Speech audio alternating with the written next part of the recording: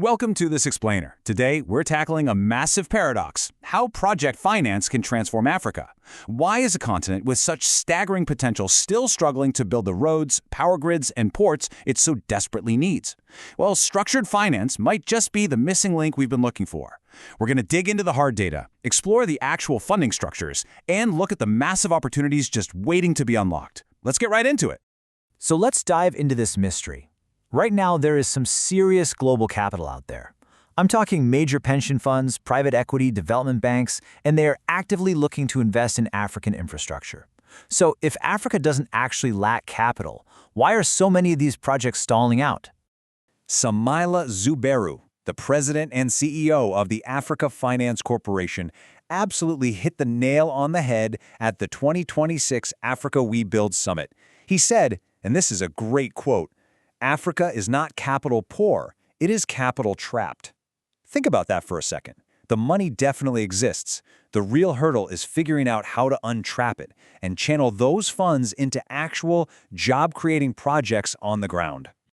And the data completely backs this up. The appetite to invest is for sure there. Just look at this pre-COVID peak from 2018. We saw infrastructure commitments in Africa hit a staggering $100.8 billion. Notice the massive slices of that pie going specifically to energy, taking up over $43 billion, and transport, sitting at $32 billion. So the cash is certainly circulating. But even with those record-breaking commitments, the math is still falling short. The African Development Bank estimates the continent actually needs between $130 billion and $170 billion every single year. That leaves us with a really stubborn financing gap of up to $90 billion annually. And honestly, recent global economic headwinds have only made that gap wider. Section 1. The bankability bottleneck. Why projects really stall. So why isn't all that available capital turning into concrete and steel? Well, take a look at this figure. 10%. That is the shockingly low percentage of African infrastructure projects that actually reach financial close. Just 1 in 10 makes it across the finish line to get funded. We aren't dealing with a lack of money at all. We're dealing with a massive failure in how these projects are prepared in the first place. These projects usually stall out because of deep structural flaws.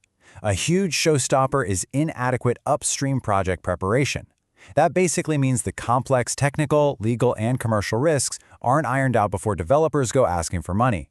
Add in mismatched risk allocation, super volatile foreign exchange rates, and sometimes a lack of strong governance, and you've got a recipe for failure. You just can't fix weak preparation with a better financing term sheet. It doesn't work that way. Section 2. The Project Finance Solution: Isolating Risk for Long-Term Capital. To bridge this massive gap, we need a way to isolate risk so that long-term capital actually feels safe jumping in. Enter project finance. Instead of relying on a host government's overall balance sheet, project finance relies entirely on the cash flow generated by the project itself, like the tolls collected from a brand new highway. By transferring specific risks only to the parties who are best equipped to handle them, it makes long-term capital feel totally secure, even in developing markets. Now, I want to share a really incredible statistic with you. 1.9%. That is Africa's cumulative 10-year infrastructure debt default rate. It is honestly astonishingly low for a region that constantly gets slapped with the volatile label.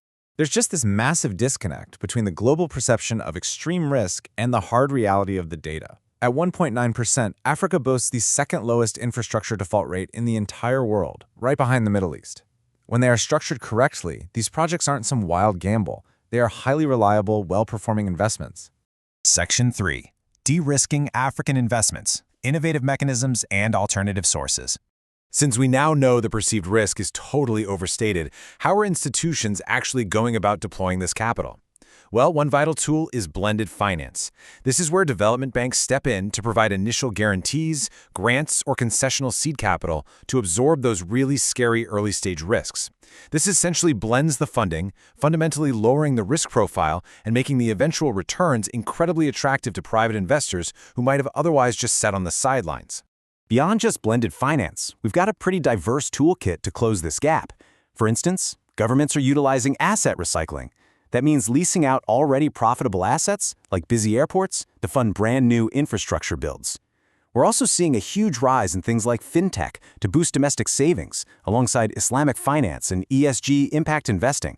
It's a really multifaceted approach. The Ben Band solar project over in Egypt is a perfect real-world example of this in action. Aline Bobbies, the CEO of Africa 50, noted how they use early-stage project development expertise and financing to rapidly bring Ben Band to financial close. See, for decades, Egypt relied heavily on state electricity subsidies. But by utilizing that early-stage expertise and bringing in institutions to bridge the gap with private partners, they proved that massive, privately financed renewable energy isn't just a pipe dream, it's entirely bankable. Section 4. Unlocking domestic capital. Integrating local wealth. If we want to build a truly sustainable future, the continent simply cannot rely on foreign debt alone. The reality is, Africa has its own massive pools of local wealth tied up in pension funds, life insurance, and sovereign wealth funds. These are crucial, yet often completely ignored pools of capital. By issuing credit-enhanced local currency bonds to tap into these domestic savings, projects can avoid a fatal flaw, earning their revenue in local currency but having to pay back debt in US dollars. Tapping into that local capital essentially neutralizes that dangerous exchange rate volatility.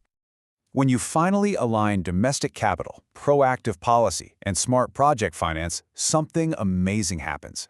We stop building isolated standalone facilities and start building fully integrated economic ecosystems. Take a look at these massive cross-border initiatives, like the Lobito Corridor, the East African Railway Master Plan, or the Northern Corridor linking the port of Mombasa straight to the hinterland. These aren't just roads or train tracks. They are entire regional value chains designed to connect critical minerals directly to global markets. By applying the disciplined structures of project finance, all that trapped capital is finally turning into a tangible, job-creating industrial renaissance. The sheer scale of what is possible has completely shifted. So as local wealth is unlocked and massive regional corridors begin to connect the continent, it leaves us with one incredibly exciting question. What will the new Africa build next?